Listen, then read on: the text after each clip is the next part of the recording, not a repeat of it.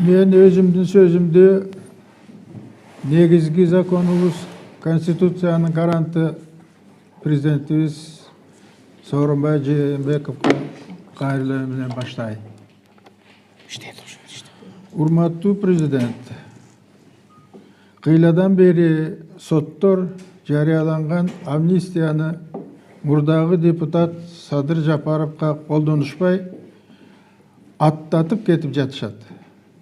Siz bolsa укпаган, көрбөгөн кишинин позициясын ээлеп турасыз. Муну биз түшүнө албай жатабыз.